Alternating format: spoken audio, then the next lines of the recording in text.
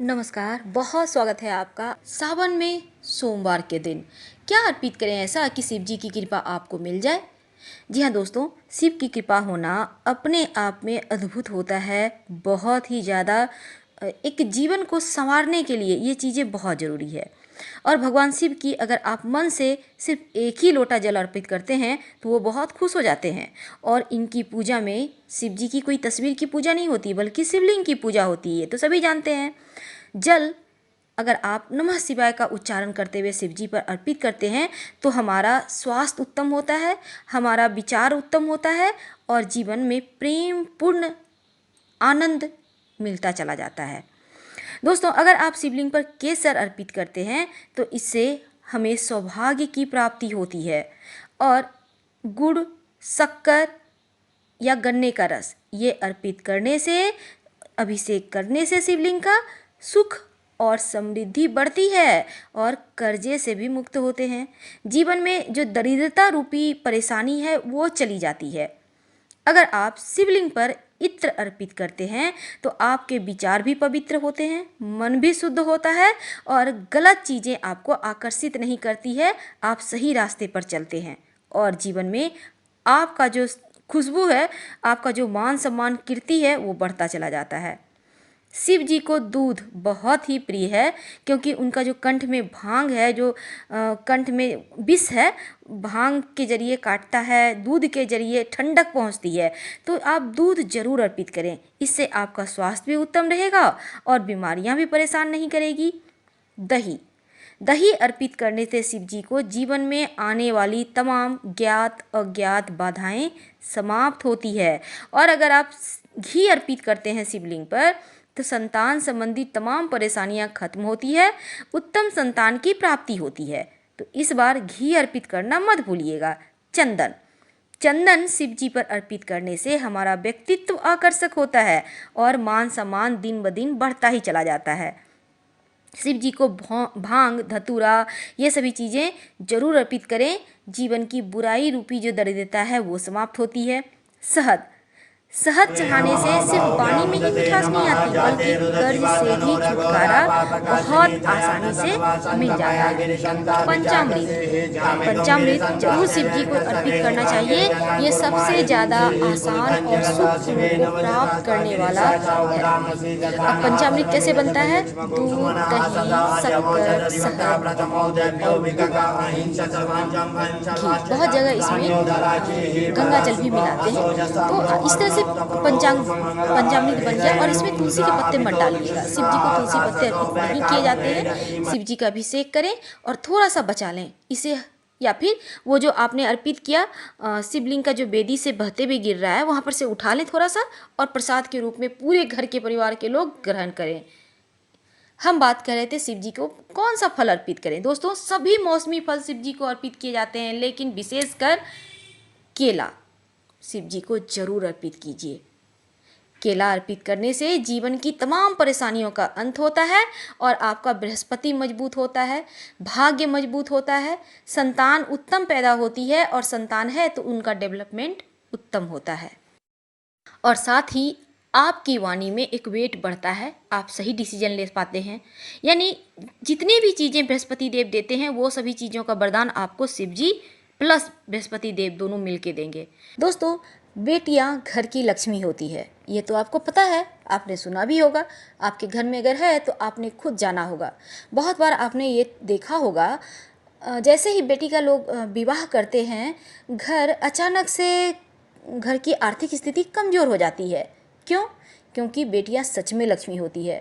और कोई कोई बेटी माँ बाप के लिए बहुत सारी खुशियाँ लेकर आती हैं, धन दौलत ऐशो आराम के साथ आती हैं।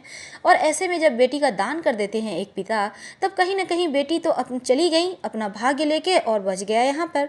तो ऐसे में अगर आप चाहते हैं कि आपके घर में जो पहले खुशियाँ थी बेटी के रहने पर, वही खुशियाँ अब भी रहे, इसके लिए सावन में कुछ उपाय करें। आपको हम उपाय बताएंगे कुल 5। अगर जीवन में कलह क्लेश है उसके लिए क्या करें? अपना मकान लेना चाहते हैं, नहीं हो पा रहा है, उसके लिए क्या करें? कर्ज से परेशान है उसके लिए क्या करें? और जीवन में धन संबंधी कोई समस्या है उसके लिए क्या करें? साथ ही अगर आपका भाग्य किस्मत का साथ नहीं मिल रहा है तब क्या करें। तो चलिए सबसे पहले शुरुआत करते हैं कर्ज से, जो अभी एक सुरसा के मुंह की तरफ बढ़ता ही जा रहा है लोगों के जीवन में, कर्ज की परेशानियां। एक बार लोग सोचते हैं थोड़े से पैसा का कर्ज लिए हैं और उसको चुकाने में 3 गुना 4 गुना पैसा लग जाता है, लेकिन चुकता नहीं है। क्या करेंगे, चलिए हम बताते हैं। अगर आप कर्ज की समस्या से परेशान हैं तब सावन में अपने बेटी को मायके ज़रूर बुलाइए। अगर मान लेते हैं आपकी बेटी नहीं है, बहन है, बहन को बुलाइए। और बुधवार के दिन एक उपाय कीजिए। करना क्या है, अपनी बेटी के हाथ से सुपारी लेना है आपको। सुपारी बिल्कुल साबुत होना चाहिए, टूटा फूटा हुआ ना हो, और सुपारी पर एक मौली धागा कहिएगा थोड़ा सा लपेट देगी और फिर उनके हाथों से ले। ये जो आपने सुपारी ली है, रक्षा सूत्र लपेटकर, मौली धागा लपेटकर, इसे एक रेड कलर के कपड़े में अच्छे से लपेटकर और फिर अपने पूजा स्थान पर रख दें, या फिर पीले रंग के कपड़े में लपेट कर रख दें। सुपारी बेटी के पैसों से ही खरीदा हुआ होना चाहिए, इस बात का ध्यान रखिएगा। और सुपारी को साल भर डिस्टर्ब ना करें, ऐसी जगह रखिएगा वहीं पर पड़ा रहे। यकीन मानिए धीरे धीरे कर्जे आपके उतरने लगेंगे। अब बात करते हैं अगर किस्मत साथ ना दे, धन की समस्या हो, तब क्या करेंगे। सावन में किसी भी दिन अपनी बेटी या बहन को बुलाएं और बेटी को खासकर सोमवार के दिन करवाइएगा ये उपाय। बेटी को बोलिए पूरी अच्छे से वस्त्र पहनकर, सुंदर पूरे ही साजो श्रृंगार करके बैठे, 16 श्रृंगार करके बैठे और बेटी को ऊंचे स्थान पे बिठाइए और आप लोग दोनों पति पत्नी सामने बैठिए।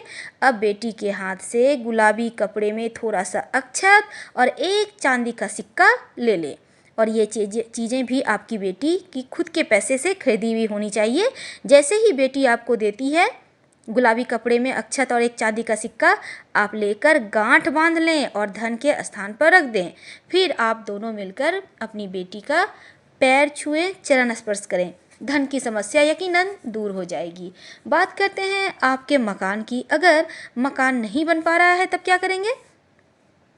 आप अपनी बेटी के हाथों से मंगलवार के दिन सावन के महीने में बेटी के ही पैसों से खरीदा हुआ गुड़ थोड़ा सा आप बेटी के हाथों से लें और फिर लेकर मिट्टी के बर्तन में रखकर उसे मिट्टी के ही बर्तन से ढक दें और अपने घर में कहीं भी मिट्टी में दबा दें। गमले में भी दबा सकते हैं। ऐसा करने से आपका मकान शीघ्र बन जाएगा। और साथ ही अगर कलह क्लेश होता है घर में तो बेटी के हाथों से अपने घर में तुलसी का एक पौधा लगवाइए और रोज शाम में घी का दिया जलाएं। ऐसा करने से घर में कलह क्लेश नहीं होता है, बरकत होती है। शिव जी का सबसे प्रिय महीना, और इस महीने में शिव जी की सबसे प्रिय वस्तु आप उनको अर्पित कर रहे होंगे उनको मनाने के लिए, ताकि लक्ष्मी स्थिर रहे, जीवन में किसी तरह की कोई कमी ना हो। तो उसके पहले कि हम शुरुआत करें, आपने अगर हमारे चैनल को सब्सक्राइब नहीं किया है तो प्लीज़ सब्सक्राइब कीजिए, वीडियो को लाइक कीजिए, अपनों से शेयर कीजिए।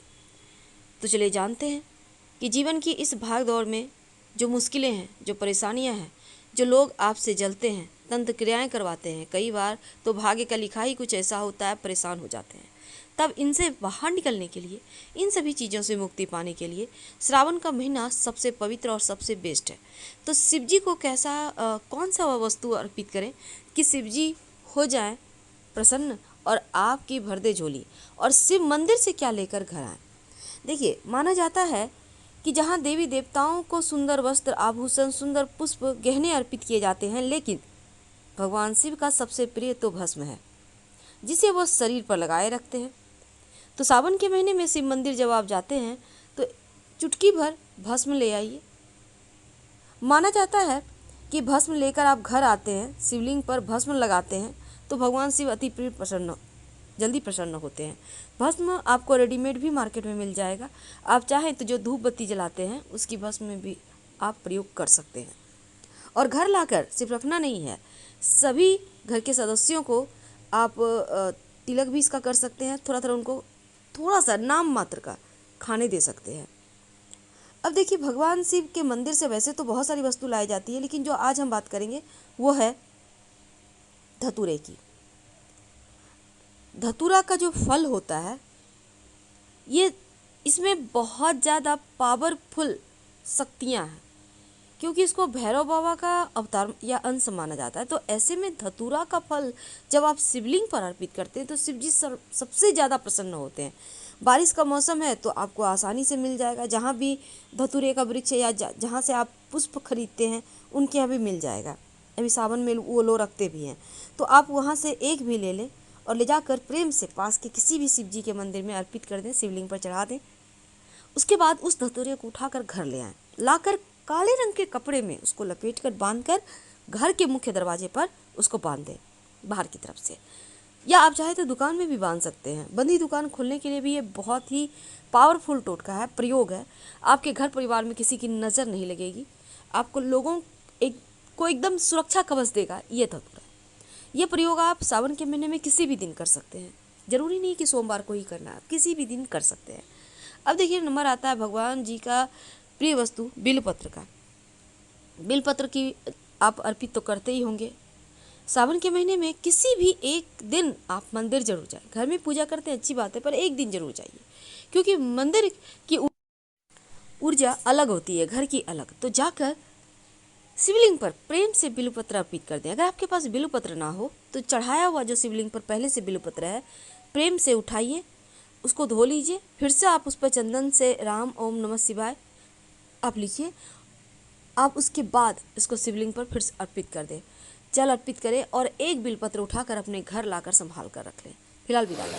हर हर महादेव। यहाँ बहुत कष्ट है, कर्जा भी बढ़ गया, तकलीफें भी बढ़ गई, बहुत दुख भी बढ़ रहा है, कहीं परिवार सही नहीं चल रहा है, तो प्रयास करते रहा करो।